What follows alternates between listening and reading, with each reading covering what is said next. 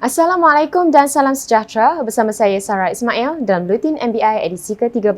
Terima kasih kerana setia menonton Buletin MBI. Berikut paparan utama edisi kali ini.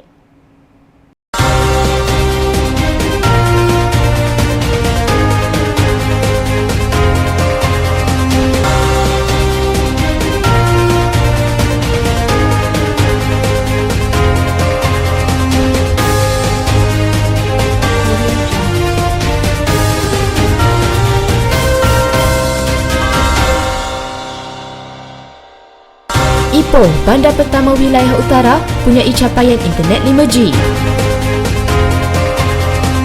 Perak, lancar sistem lampu isyarat pintar di Ipoh. MBI, bantu isu pembayaran tunggakan cukai taksiran.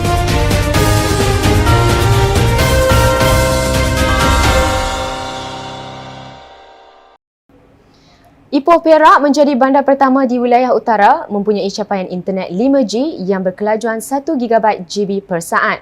Esko Belia Sukan dan Multimedia Negeri, Khairul Syahrir Mohammed berkata, pencapaian itu merupakan usaha pasukan 5G Greater Ipoh yang diketuai oleh Datuk Bandar, Datuk Rumaizi Baharin.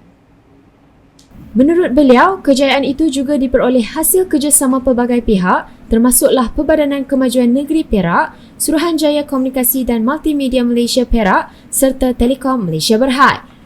Saya ucap terima kasih banyak bagi pihak kerajaan negeri, saya ucap terima kasih banyak atas usaha ini kerana ini saya yakin pemangkin kepada perkembangan negeri.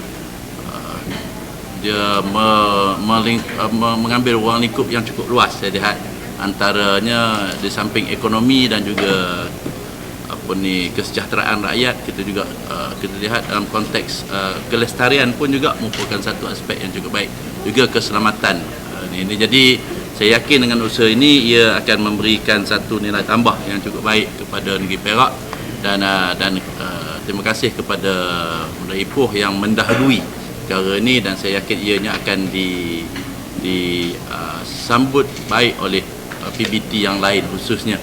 Beliau berkata demikian kepada pemberita pada sidang media selepas merasmikan Ipoh Integrated Operation Centre IIOC dan 5G di Pusat Transformasi Bandar UTC Perak. Hadir sama Datuk Bandar Ipoh Datuk Rumaizi Baharin dan Naib Presiden Jualan mewakili TM1 Muhammad Faizal Naina Muhammad.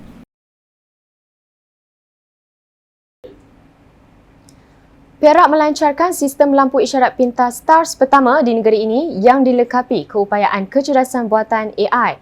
Teknologi tersebut kini ditempatkan di 4 lokasi di sekitar Bandaraya Ipoh sebelum diperluas ke daerah lain.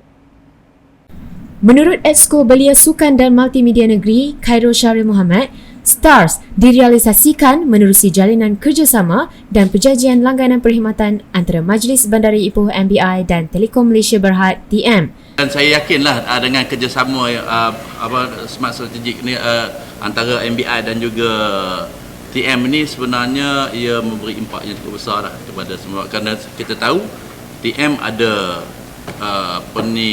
kepakaran tertentunya, kelebihan tertentunya dengan kemudahan tertentunya di samping MBI itu sendiri yang akhirnya kita dapat membantu apa yang ada di Bandaraya Ipoh ni khususnya dalam kita memastikan perjalanan kehidupan masyarakat kita di sini berada dalam keadaan cukup baik. Beliau berkata demikian selepas hadir merasmikan Ipoh Integrated Operation Centre IIOC dan 5G di Pusat Transformasi Bandar UTC Perak.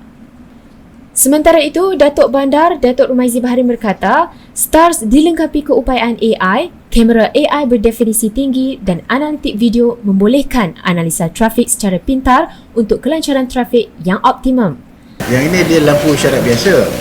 Dia dalam lampu isyarat, tapi dalam lampu isyarat tu dia ada CCTV.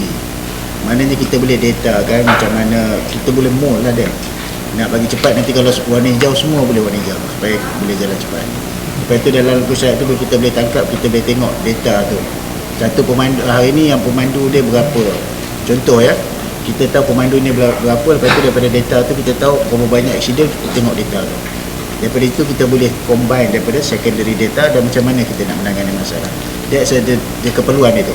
Persimpangan Jalan Sultan Idris Shah dan Jalan Laksamana Persimpangan Jalan Sultan Idris Shah dan Jalan Dato' On Jaafar, Persimpangan Jalan Sultan Idris Shah dan Jalan Raja Musa Aziz dan Persimpangan Jalan Sultan Idris Shah dan Jalan Raja Ikram adalah lokasi yang mempunyai kemudahan itu. Majlis Bandaraya Ipoh MBI mengalu-alukan kehadiran para pemilik pegangan yang mempunyai isu dalam urusan pembayaran tunggakan cukai taksiran.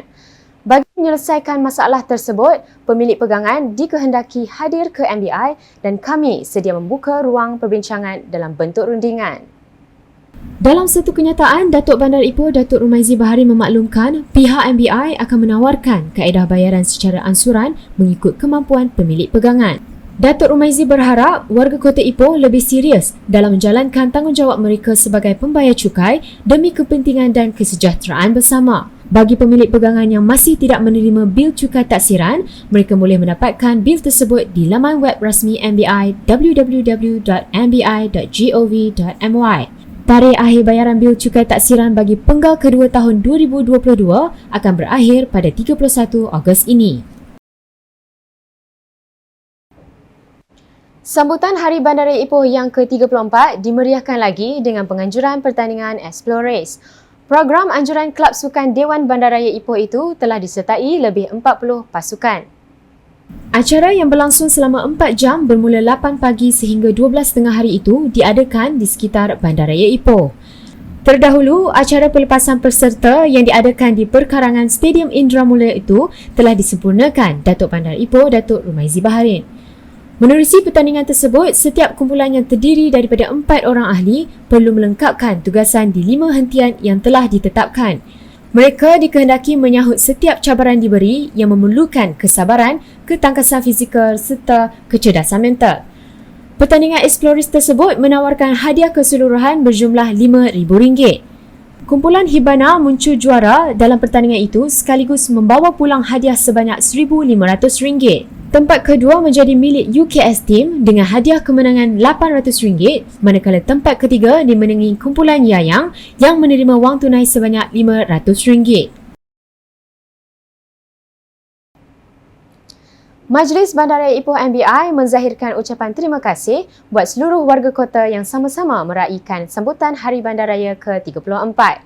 Datuk Bandar Ipoh Datuk Rumaizi Baharin berkata, pelibatan pelbagai lapisan masyarakat dalam semua program yang dianjurkan amatlah dihargai. Jelas beliau, selain dari aktiviti-aktiviti berbentuk riadah, pelbagai keistimewaan telah ditawarkan kepada warga kota bersempena sambutannya itu. Saya mengucapkan terima kasih kepada seluruh warga Bandar Ipoh khususnya dan amnya seluruh rakyat negeri Perak lah kerana menjayakan harga warga bandaraya ni. Dia yang paling utama mengapa kita perlukan hari-hari macam bandaraya ni untuk meningkatkan lagi semangat perpaduan. Semangat keluarga Malaysia yang kalau boleh kita nak pertingkatkan lagi. Ini di Bandar Ipoh ni. Beliau berkata demikian ketika ditemui media di Ipoh. Antara aktiviti yang diadakan pada sambutan Hari Bandaraya Ipoh kali ini adalah Family Picnic Night atau Ipoh Car Free Night, pengurangan 70% kompaun lalu lintas MBI, pertandingan memancing dan Explore Race. Sebuah lagi cawangan pasaraya Econsave dibuka di sekitar Bandaraya Ipoh. Terletak di Cemur, ia merupakan cawangan yang ke-15 di bandaraya ini dan ke-17 di seluruh Perak. Terdahulu, acara perasmian pembukaan Econsave Cemur disempurnakan Datuk Bandar Ipoh Datuk Rumaizi Baharin. Sebenarnya projek ni dah lama dah agak tertangguh kerana PKP itu, tapi alhamdulillah ini berjaya juga kita siapkan dan juga dia dibawa sekali lah dengan cadangan kita tu nak upgrade jalan daripada Meru ke Cemur. So kita dah upgrade dah sikit jalan tu, kalau tengok tu dah okey lah sikit nampak. Dan juga saya ingat dia dah mula operasi hari ni. Yang ni saya difahamkan cawangan di Ipoh yang ke-15 ya. Cawangan yang ke-15 Econsave. Menerusi pembukaan cawangan baharu tersebut, ia akan memberi peluang kepada penduduk setempat khususnya di sekitar Meru, Cepur, Cemur dan yang berdekatan untuk membeli belah. Econsave akan sentiasa memastikan harga yang ditawarkan adalah yang terbaik selaras dengan objektifnya membantu dan mendekati semua golongan. Baiklah saudara, laporan itu menutup Buletin MBI edisi ke-13. Terus amalkan penjagaan SOP ketika melakukan aktiviti harian anda. Sehingga berjumpa lagi pada edisi yang akan datang. Assalamualaikum dan salam hormat.